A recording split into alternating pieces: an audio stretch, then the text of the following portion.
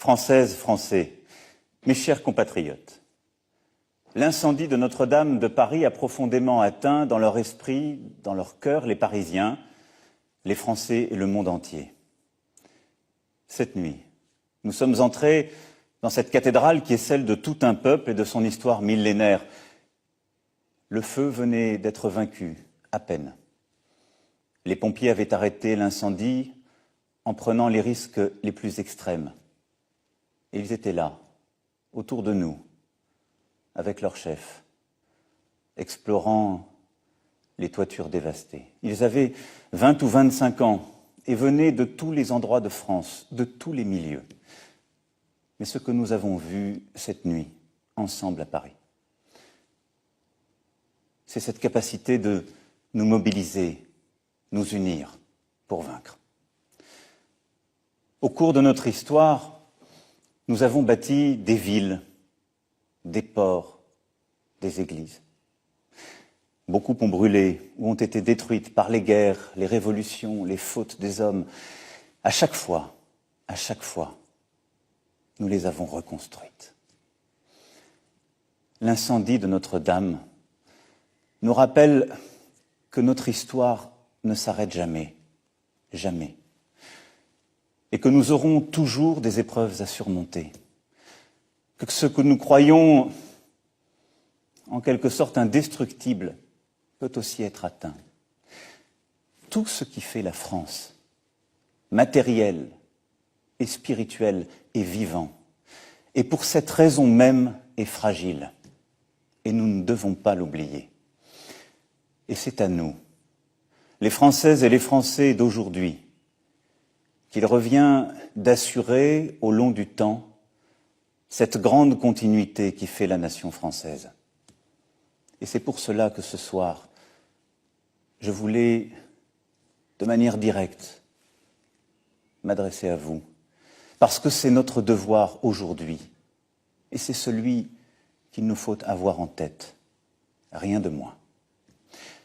Je reviendrai vers vous comme je m'y étais engagé dans les jours prochains, pour que nous puissions agir collectivement suite à notre grand débat. Mais ça n'est pas le temps aujourd'hui. Demain, la politique et ses tumultes reprendront leurs droits, nous le savons tous. Mais le moment n'est pas encore venu. Souvenons-nous plutôt de ces dernières heures, hier soir, cette nuit, ce matin. Chacun a donné ce qu'il avait.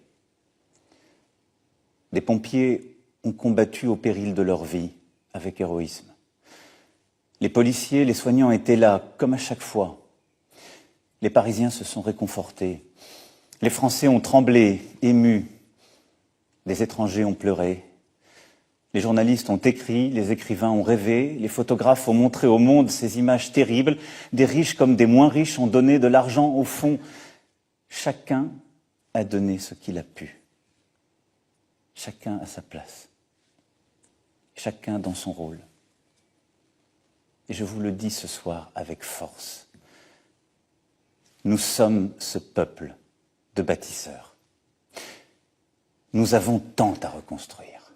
Alors oui, nous rebâtirons la cathédrale Notre-Dame plus belle encore.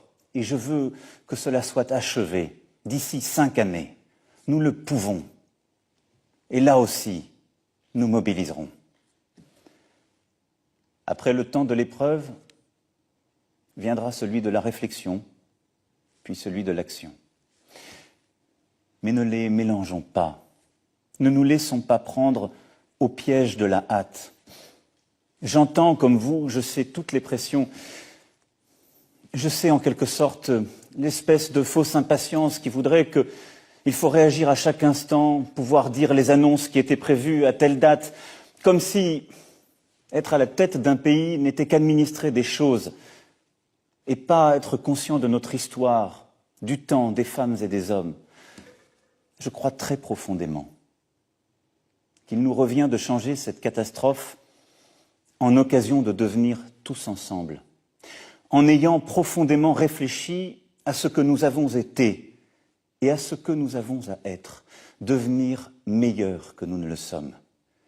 Il nous revient de retrouver le fil de notre projet national, celui qui nous a fait, qui nous unit, un projet humain, passionnément français.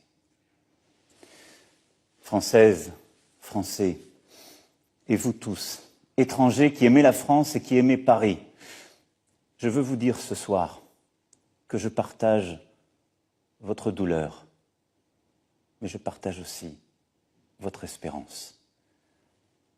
Nous avons maintenant à faire. Nous agirons